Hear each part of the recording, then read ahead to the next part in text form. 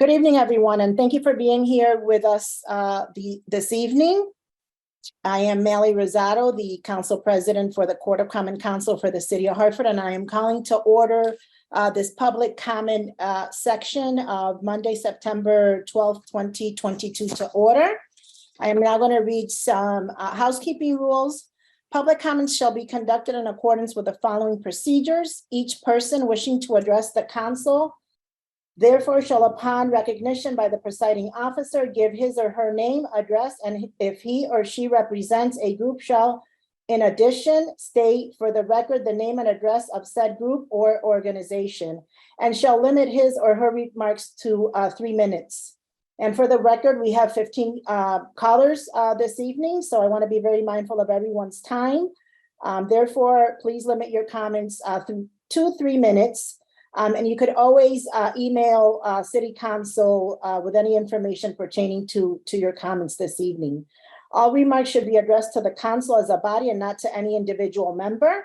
Any person making personal, impertinent, or slanderous remarks or who becomes boisterous while addressing the council shall be forthwith barred by the presiding officer from further audience at said meeting unless permission to remain is granted by 2/3 votes of council members present and voting.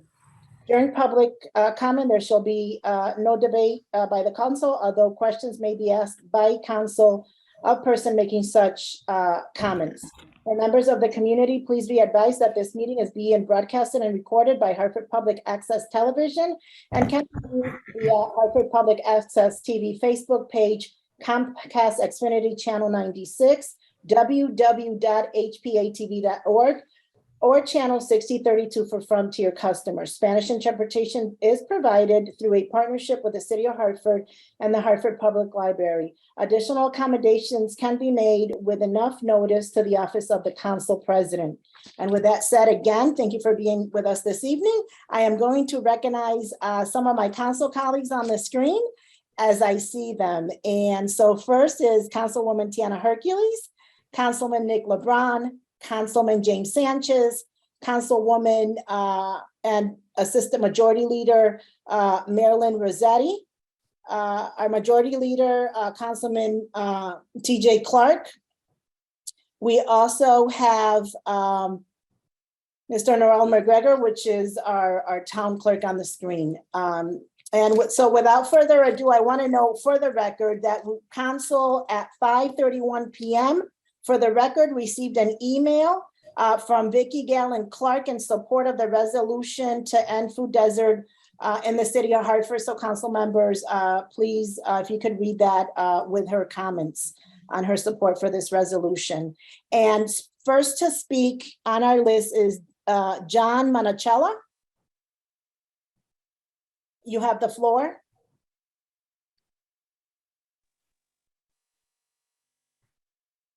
I don't see him on the screen.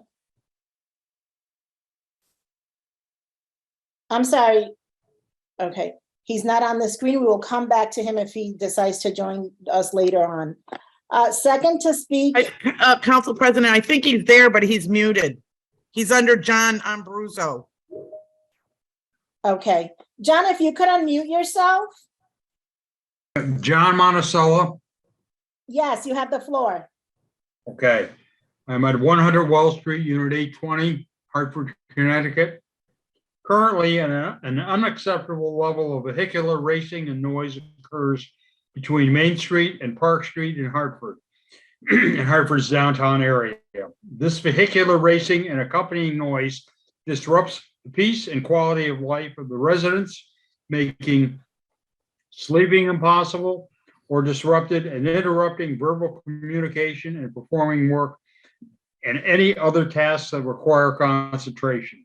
More concerning, this racing and noise could eventually result in injury and or death to pedestrians, residents, and other vehicular operators.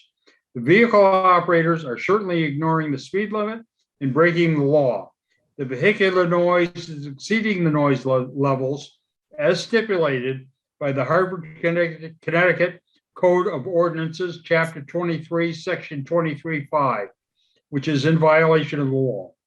To ensure the safety and well-being of those living and working in downtown Hartford. Residents of two nearby condominiums have presented a petition to Mayor Bronin and Hartford City Council to demand that they address the issue of vehicular racing and noise. This petition was mailed to Mayor Bronin on 7/19/2022. On 8/2/2022, John Monticello met with Mr. Kaze of Mayor Bronin's office, and as of today, no discernible progress was reported on the petition. On 8/13/2022, a letter to the editor was published in the Hartford Current. Other Connecticut cities have taken measures to curtail similar vehicular noise, including, but not limited to, West Hartford, New London, and New Haven. It is hoped that our mayor and city council respond promptly to stop the dangerous and disruptive activity occurring on our downtown streets. Our residents and pedestrians deserve safety and an absence of unnecessary loud noise, possibly a police patrol car presence between the hours of 6 and 10 p.m. What are the action steps that the Hartford City Council intends to take to remedy the issues described herein? Thank you. Thank you for your comments. And I will be reaching out to you personally, but public safety is one of my top concerns within the city of Hartford. I don't know if you've driven through the city of Hartford and seen the calming measures that we've taken through Wethersfield Avenue, parts of the North End, Flatbush Avenue, New Britain Avenue, and we are addressing behind the scenes the concerns for the downtown Hartford area. I also have put together a task force, I don't know if you're aware of it, of the red light cameras. They meet once a month and there'll be a meeting coming up within 2 weeks. But like I said, I want to be mindful of everyone's time, but I will personally be reaching out to you within the next week, okay? Thank you for your petition and your concerns. Next to speak is Linda, is it Demicat? Did I pronounce that right? Perfect. You have the floor. Yes, thank you very much.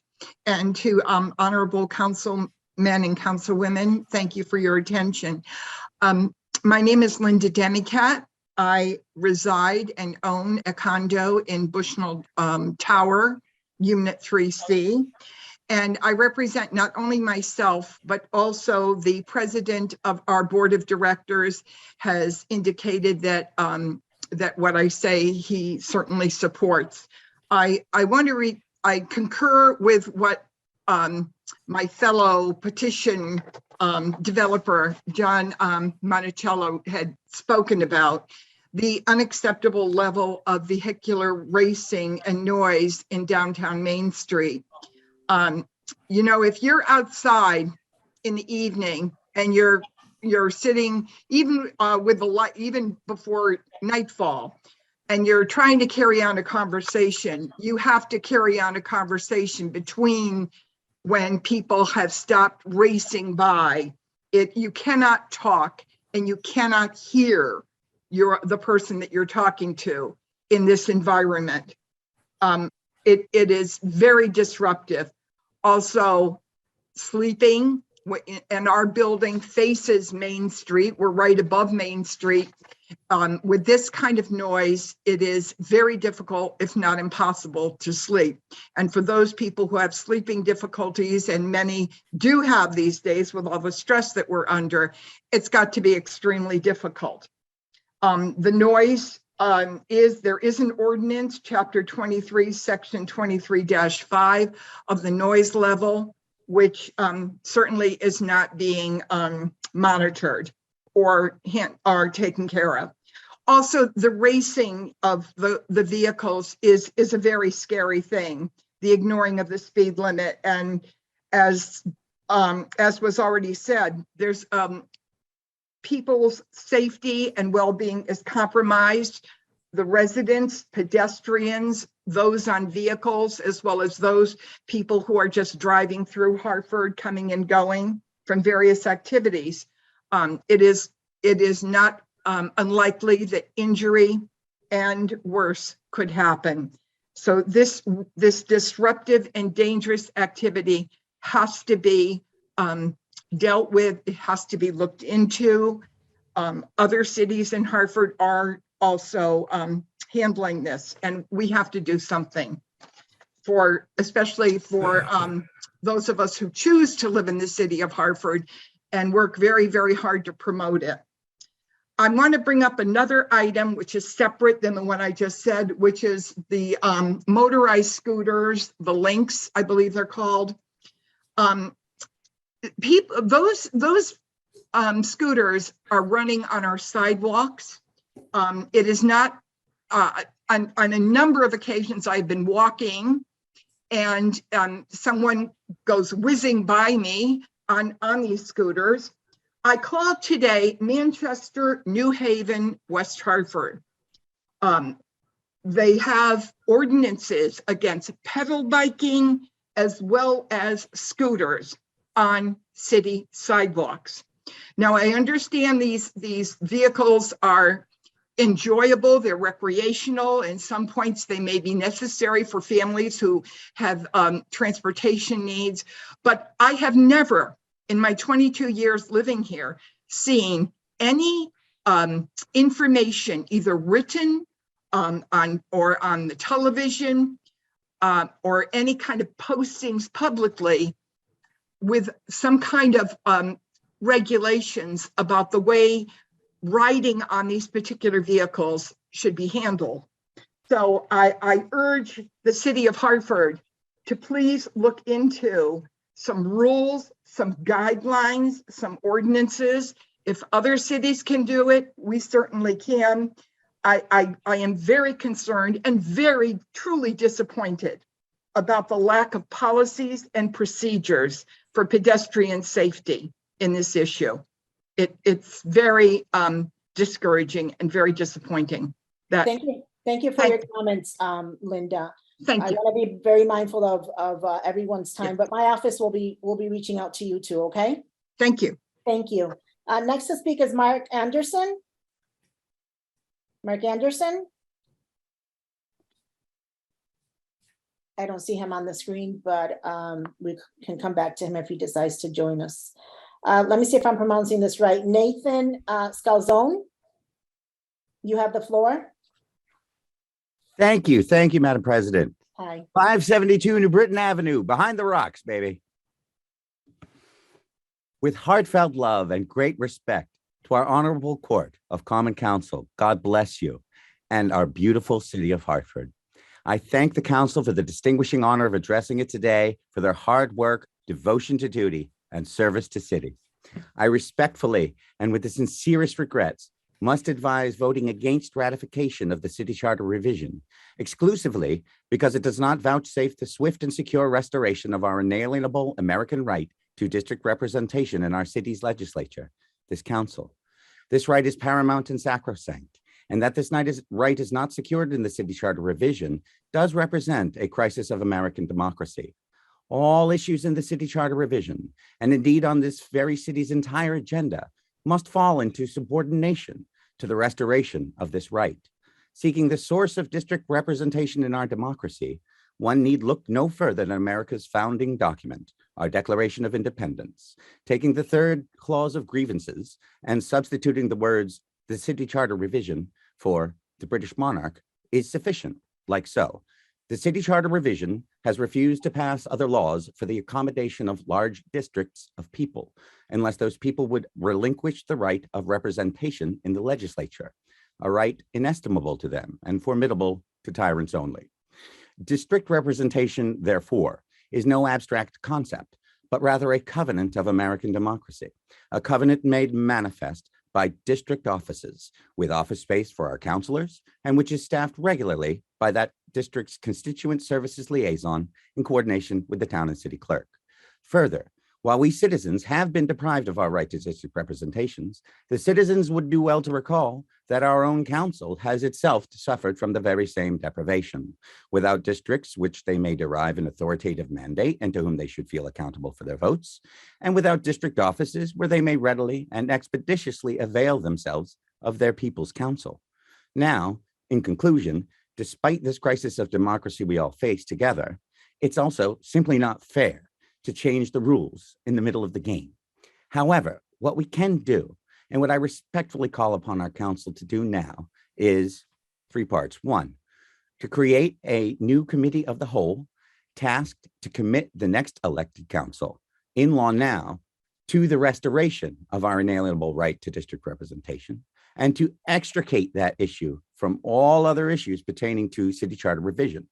And two, to require that next elected council to establish those districts with district offices up and running and under the supervision of town and city clerk by or before the first day of the last year of its term, so that then the following council may stand up for election to represent those districts. And finally, three, that this council establish for itself a deadline to accomplish this of no later than the Ides of March 2023 Anno Domini, so that their own re-election campaigns, should they opt to pursue them, may very well begin in earnest, having already dispatched with this critical issue to the utmost of their power.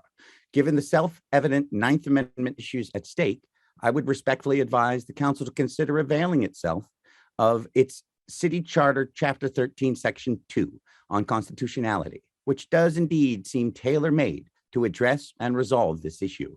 That notwithstanding, I would urge the council to avail itself of whatever powers it deems necessary and prudent, and even to call upon the aid of our fine mayor if necessary, but ultimately to take inspiration from Admiral David Farragut, who, during the Battle of Mobile Bay in our Civil War, boldly placed his flagship, the USS Hartford, in the lead, while simultaneously issuing the command, "Damn the torpedoes, full steam ahead."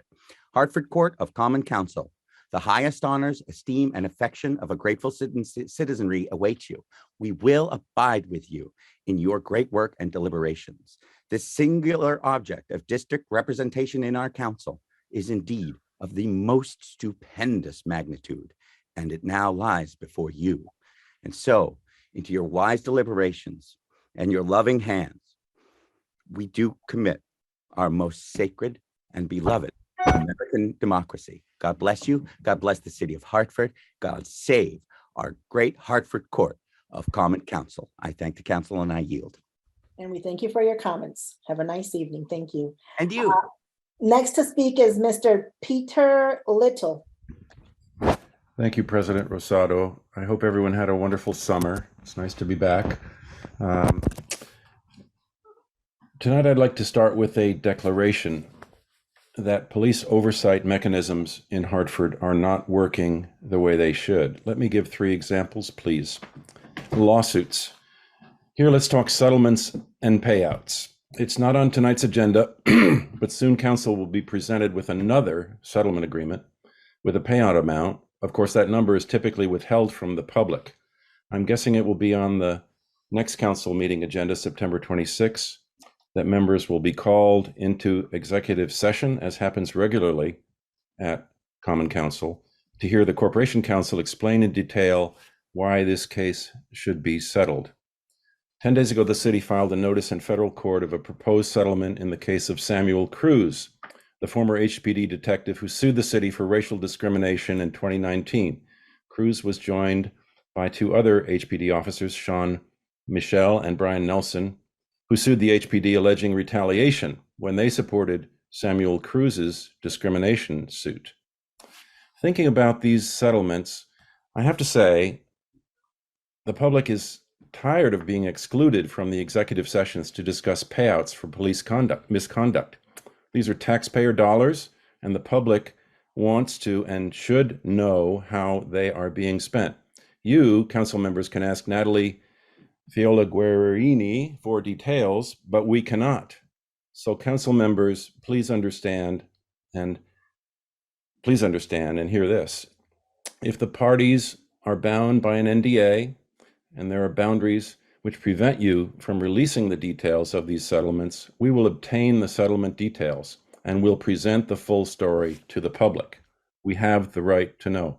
Second example, Police Accountability Review Board. This well-intentioned group of citizens, now in existence for about 19 months, appointed and approved, let's not forget, by the mayor and the council, met June 30th after a lapse of 9 months. What is its role and its purpose? We wish them well, but so far it has no traction.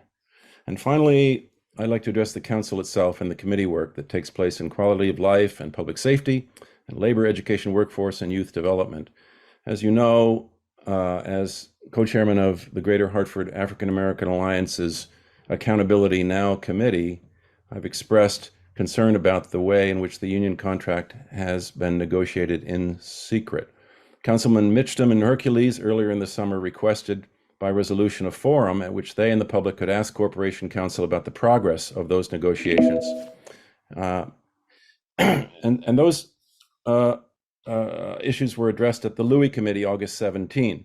Public, of course, isn't permitted to participate directly in Louis, but we watched it on TV and we were astounded, those of us in the public, by some of the misinformation that was presented as fact. One member actually stated that the union contract deals only with payroll, benefits, and callback issues, and that it explicitly does not have any provisions dealing with police discipline. This is just flat out wrong. Council members, dear council members, has anyone on council actually read the union contract? Please, please, if you haven't, take the time to do so. After all, you ultimately are responsible for approving it or declining to do so. If you're not willing to do the work, we do the work. If you're not willing to do the work, if you haven't even read the contract, you aren't informed enough to understand where the problems lie. And there's no recourse but for us to take this to the public and make it an electoral issue. Well, I've proven many times I'm not much of an orator, so I would like to use the last 10 seconds of my 3 minutes of fame here to quote from Frederick Douglass, actually to adapt Frederick Douglass, the great 19th century civil rights leader. Quote, "The feeling of the city must be quickened. The conscience of the city must be roused. The propriety of the city must be startled, and the hypocrisy of the city must be exposed." Thank you for your attention. Thank you for your comments, Mr. Little. Next to speak is Christopher Dukes. Mr. Dukes, you have the floor. Thank you, Madam President. Good evening, everyone, constituents as well as council members. By the grace of God, I found the courage to share with council my personal experience of police misconduct by several members of HPD occurring more than 1,600 days ago, yet it's still unresolved. In less than a month after sharing those remarks with you, someone attempted to kill me by firing 3 bullets into my vehicle as I entered my driveway. That case remains an unsolved mystery within Hartford, despite the fact that police know who rented the vehicle that was used in this shooting. No one from HPD has provided an update to me, the victim of this, as well and survivor of this, since March of 2021. On June 13th of 2022 at open forum or public comment, I also informed the council of the Civilian Police Review Board's findings that major crimes detectives Donovan Thorpe and Michael Heselton were found to be in violation of conduct unbecoming a police officer and neglect of duty. This result was long overdue. It took 631 days to get it to the Civilian Police Review Board, and their finding was opposite of Jason Thody's exoneration of both detectives. This discrepancy highlights the department's intentional dereliction of duty, cover-up, or incompetence. It is also a great example of how citizens of Hartford can be harmed by administrative police brutality and the lengths officials will go in effort to limit transparency and accountability. Despite having made the required requests, I have yet to receive the final report from Internal Affairs or any documentation from the city's private investigator or the Civilian Police Review Board. All documents have been readily available for months and shared amongst city officials. However, me, the complainant, and the victim of the police misconduct remains in the dark. Folks, how long must we continue to raise this issue via public comment?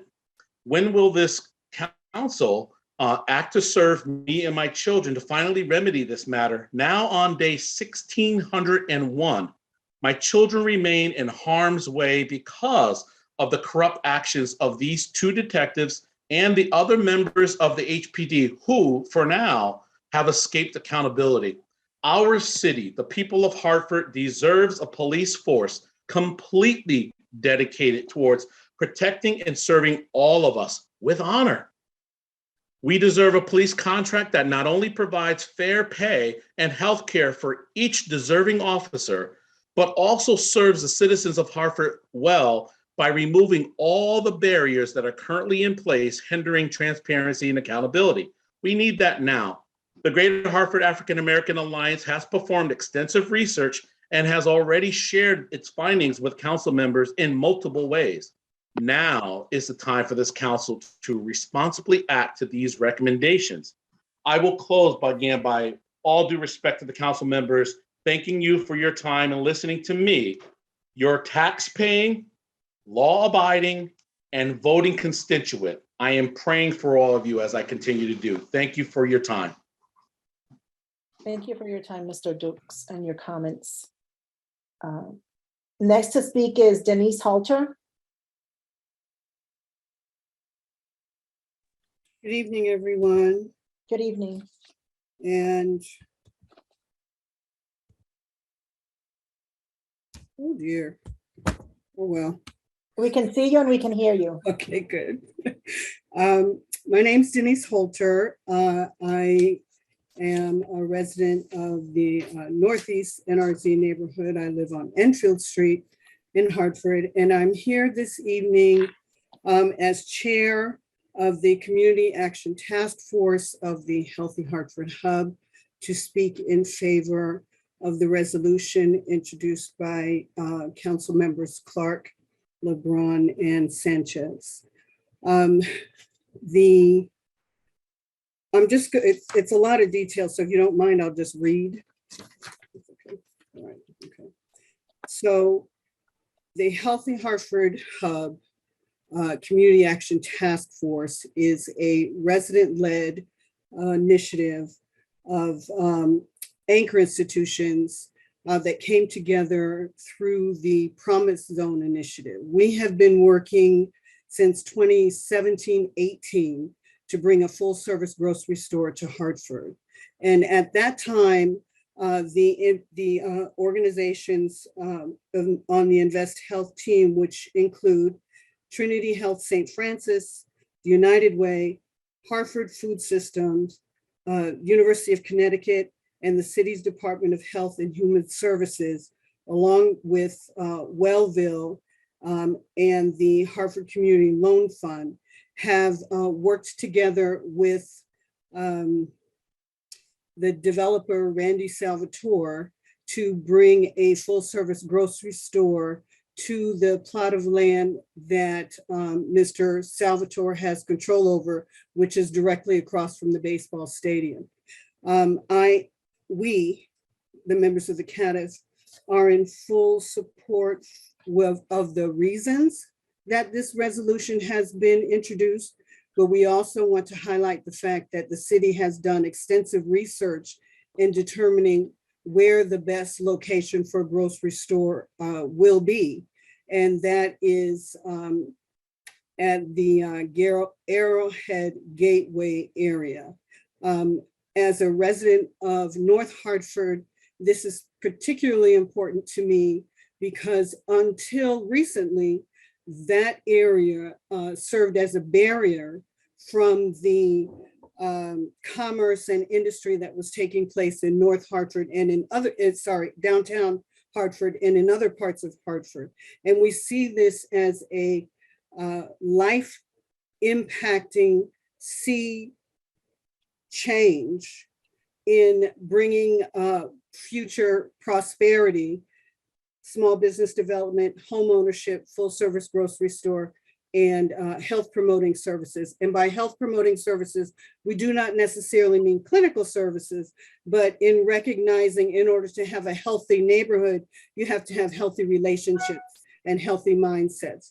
So we have been working, Mr. Salvatore has retained a search company to bring a full service grocery store to that area of Hartford. And just let me say, we are not in opposition to additional grocery stores in the city. As a resident of Hartford for more than 30 years, most of, if not all of my grocery store shopping is done outside of Hartford. We're big enough to be able to support more than one, but the optimal location for a full service grocery store that's sustainable, that's not going to come and go as others have, is in that location as identified by the city's own research and development. That's all I have to say. Thank you for your time. Thank you for your comments this evening. Next to speak is Kristen Eek. You have the floor. Hi, thank you. My last name is Eck, but I do hear that Eek often. Hi there. Thank you, President Rosado and the members of the Hartford Court of Common Council. I salute all the hard work you do, and thank you so much for a job that you do every day. It can't be easy. I speak as a physician in the community. I'm an internal medicine doctor at a hospital in Farmington, and I am a fellow of the American College of Physicians. And I take part in the training of the medical students and medical residents who are responsible in their training for caring for the citizens of Hartford.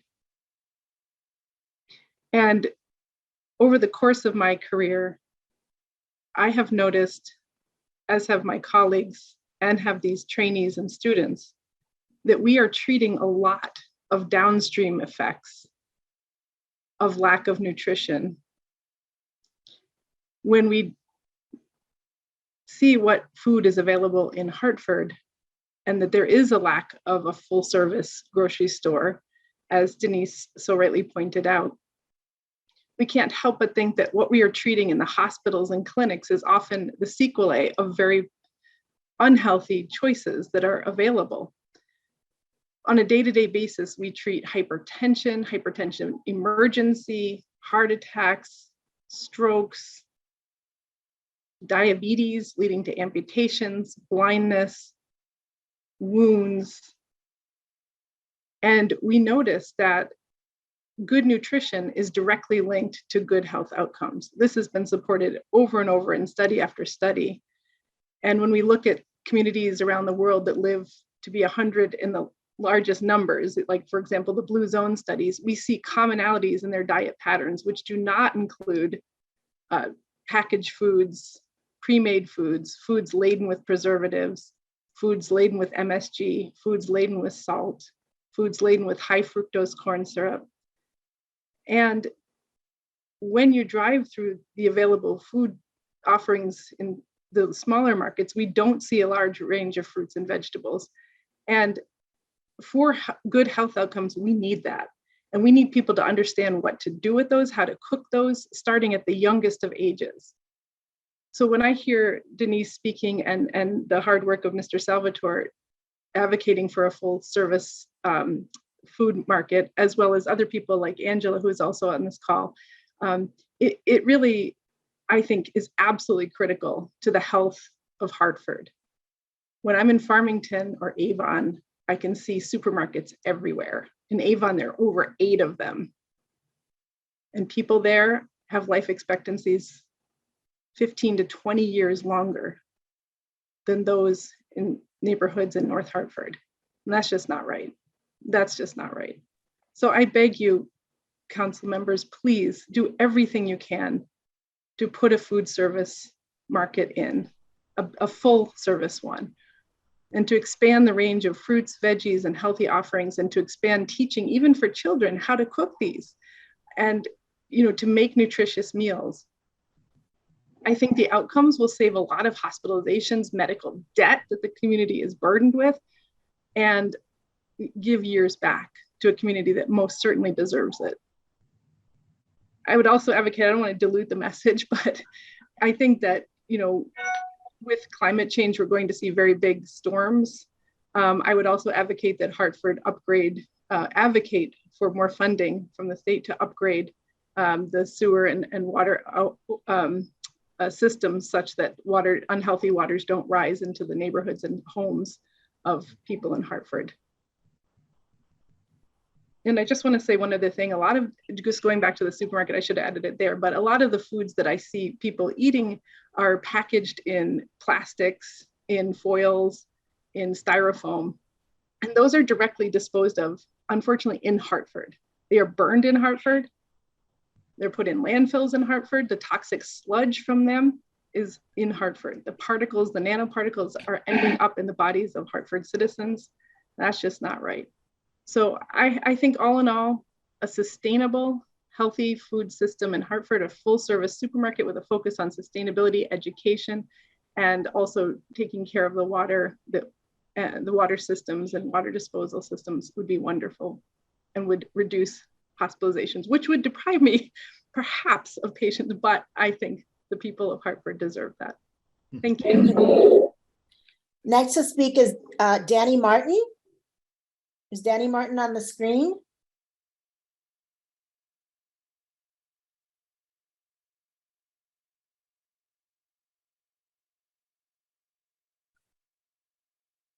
Danny Simone Singerman?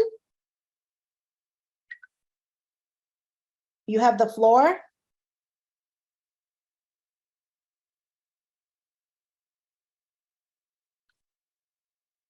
Brother Lovejoy, you have the floor.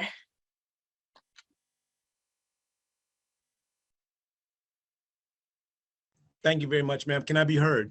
Yes, you have the floor. I appreciate the opportunity to come and present in front of the council. It is always an honor and a privilege to be able to represent the community in which I am a constituent in. I work hard as an advocate for youth, families, and community, along with our agency, Blue Hills Civic Association. This evening, I'd like to just give some information which is in support of a full service grocery store being placed in the city of Hartford. As a result of what we experience every day, known as urban food. Hi, we can't hear you. You froze on the screen. I think he's frozen. Yeah, perhaps you want to log off and log back in? That are in the Brother northeast. Lovejoy, we didn't listen to probably the last minute, I think, of you talking. You froze on the screen. Okay, how You about can start now? all over, yeah. Is that good? Yes, yes, it is. Okay, all right.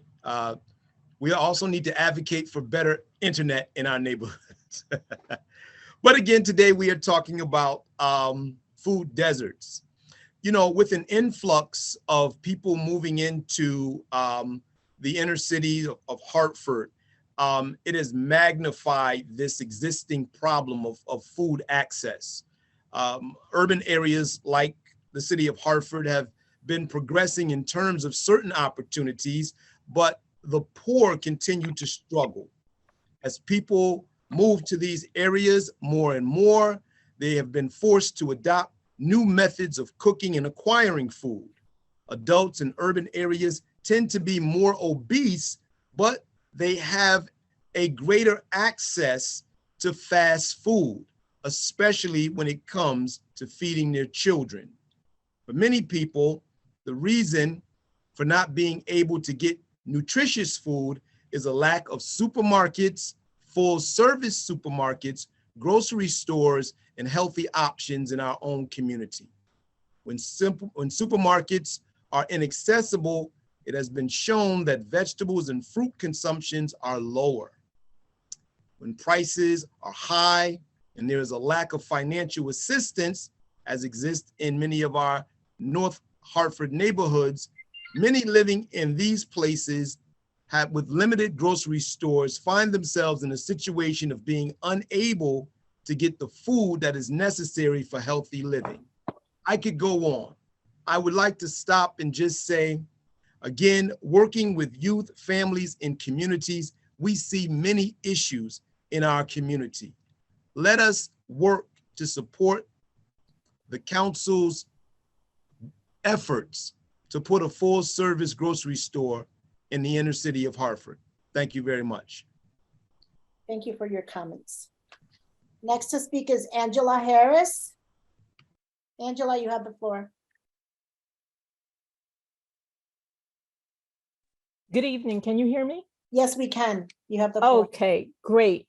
So I'm coming tonight on behalf of a few entities, the Greater Hartford African American Alliance, Health Equity and Environmental Justice Committee, as well as the North Hartford Promise Zone Health and Wellness Initiative, where I serve as the NRZ resident liaison, also a resident of Hartford. So I'm speaking with multiple perspectives. Tonight, I would like to address through you, Council President Rosado, and to the members of the Court of Common Council, you all have the opportunity to lift up not only the resolution, but the action required to address a health equity issue that is severely impacting our residents of Hartford, particularly in North Hartford, where more than 60% of the residents do not have their own transportation. They are put at a disadvantage for acquiring, accessing affordable quality fresh fruits, vegetables, meats, which is why we are seeking full service grocery stores. I will say plural, because the more stores, the more competitive the pricing. And right now we find very much evident at the beginning of each month, stores, the few stores that are not full service, but they have a captive audience, are allowed to raise their prices. And so our residents do not get the same bang for the buck as they pursue acquiring subsistence to meet their basic needs for healthy living. That's number one. But access to quality foods as it relates to life expectancy, 3 miles away in West Hartford, when statistics were taken and they had 8 full service grocery stores, depending on what point on the map you picked in Hartford versus West Hartford, it could be anywhere from 16 to 20 years gap, with folks in Hartford living that many years less. That's an equity and a social justice issue. And as elected officials, it is your responsibility to make sure the assets of this community are used for the betterment of its residents. Also, not having the economic opportunity for our young people and our elders and anyone in between to have the opportunity to work in venues, entry-level jobs, so our young people can develop work ethic and also meet their needs. It is unconscionable to me that we would have continuous development of all of these housing projects and not put in the basic services that our community needs. I implore you to lift up the resolution, but more importantly, to take the action to get the job done within our community, particularly the Northeast neighborhood. Our seniors should not have to be bused on city transportation and dollar rides to get their groceries when they don't have the ability to order online because they're not, tech savvy. We really need to be doing better. I'll stop it there because I know my time is limited, but I appreciate your attention to this matter, and I would ask that you would follow it through to implementation and execution. Thank you.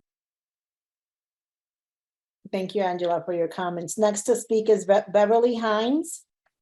Beverly, you have the floor. Hi, good afternoon, everyone. Good afternoon. Thank you very much for affording me this opportunity to be heard on this platform. As a PTO president and a SGC co-chair, and also a parent of 5 children who live in Hartford, I want to raise this evening a very important issue.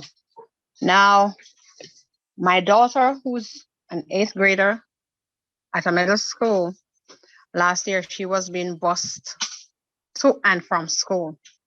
Now this year, she was removed from the bus list. And The reason I was given was she is less than 1.5 miles away from school.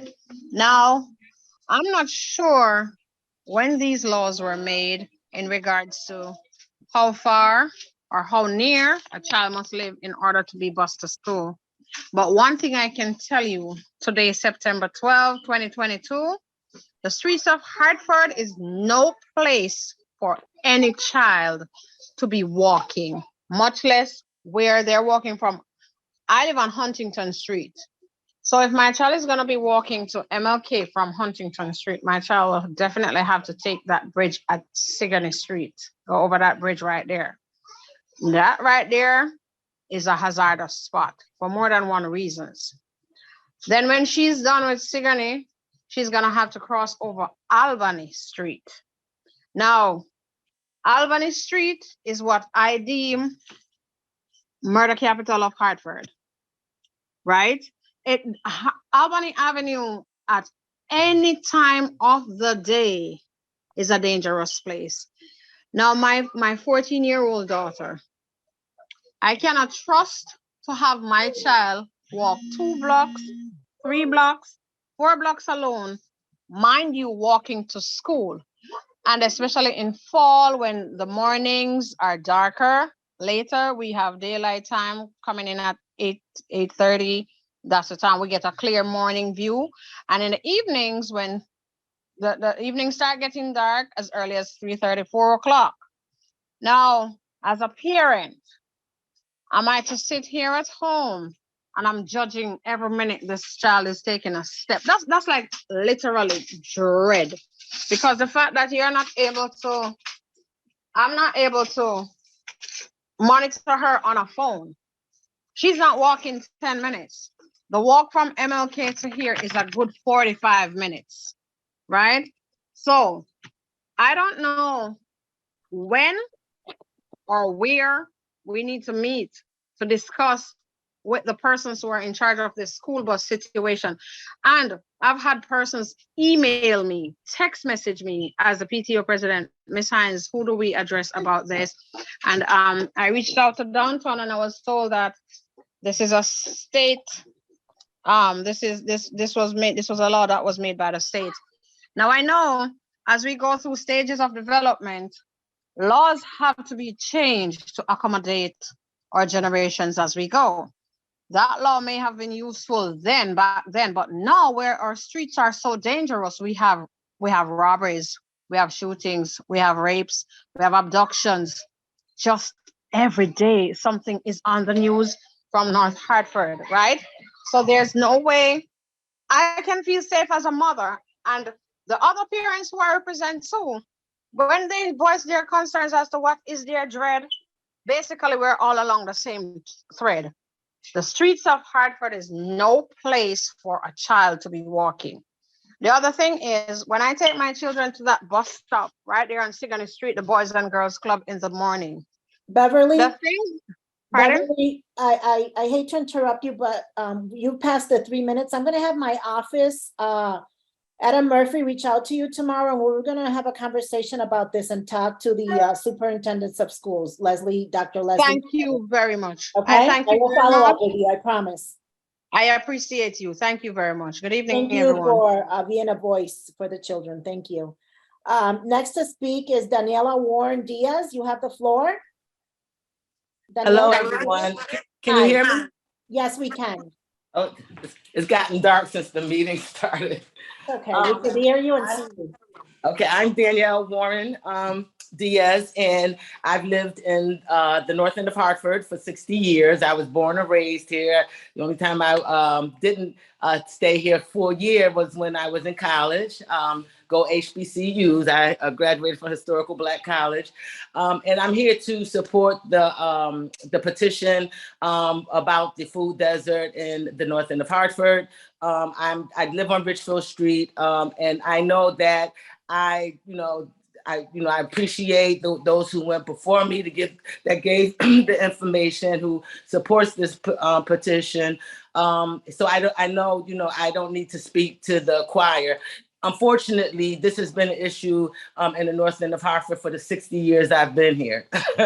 So, you know, I think I don't have to come on here to convince our council folk to support this. We all know the issues. We all know about the health inequities. We know how vital food is to our development of our children, for our elders, just people in general. I know that, you know, Hartford received a Department of Education grant, and the Ascend Pipeline is the title of the initiative in North Hartford. And one of the outcomes is to increase access to fresh fruits and vegetables for children. And we're trying to figure out how do we even prove that we're doing that? So, you know, having a full service grocery store is one of the ways. So it's so vital to development of our children that is one of the outcomes, one of the 10 outcomes that the Department of Education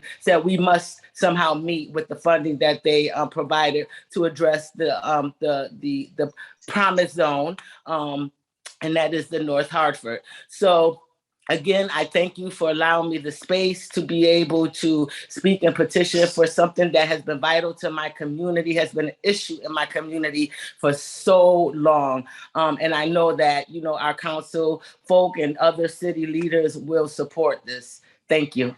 Thank you for your comments. Next to speak is Dr. Kristen Cooksey Stores. You have the floor.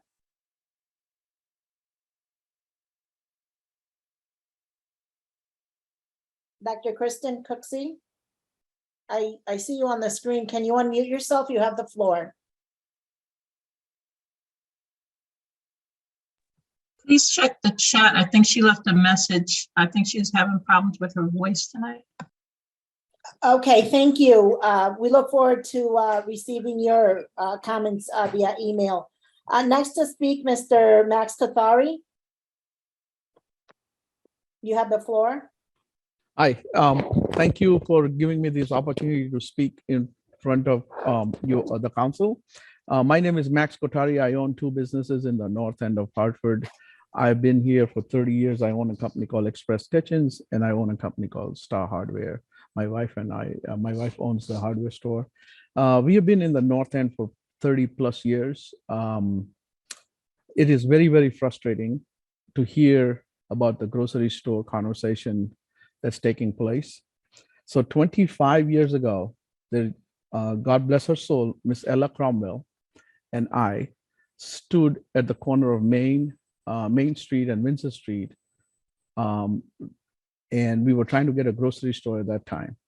I was a small hardware store owner. I didn't have no money at that time to be able to buy the land or do anything. We were just hoping and praying that some developer comes to build a grocery store. 25 years since then, I've worked with Voices of Women of Color. We have worked with Steve Harris, who lives right on the street next to the hardware store. We worked with the NRZ, and I have been to more meetings than I can count in my years in Hartford. What is very frustrating is I finally decided saying, no, I'm going to do something about the grocery store. So I actually went and bought a 10-acre parcel on Main Street. I own the parcel. Then I went and they said spent the money on designing a grocery store. Then I went and found, so the developer that folks are talking about here who wants to put it by the other place, the developer has very clearly expressed that he is not going to be building a grocery store because they cannot find an operator. So I went and found an operator for the grocery store on Main Street. I went to the city. I submitted my paperwork. I even arranged for my own private financing in place, showed them the equity investment that I had. City has the money in their bank account. They don't need to go look for money anywhere. It's sitting in the city's bank account for last 10 years or 8 years. This money has been sitting collecting interest for specifically set aside for a grocery store. And I usually don't come to city council meetings. I am truly frustrated that Nobody from the city is taking action to build this grocery store. The CRDA gentleman, I forget his name, the head of CRDA, got in the car with a city employee at that time, Don Chapman, went and looked at the grocery store operator, came back and approved and told the mayor, this is a good idea, we should do this grocery store. Since then, all you hear is crickets. And what is very frustrating is that city pays today for people to ride from Hartford to go to Bloomfield to buy grocery. And these are folks that have been putting bread on my table for all these years. So I implore any of the city council member want to reach out to me.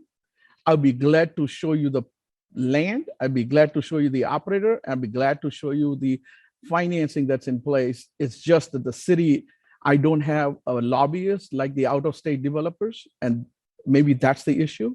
I'm not sure where exactly it's stuck because I don't want to arbitrarily make any accusations. But the bottom line is, in-town business folks or in-town local developers are not being supported. Most of the deals are going to out-of-town people. So I would appreciate any support. Thank you.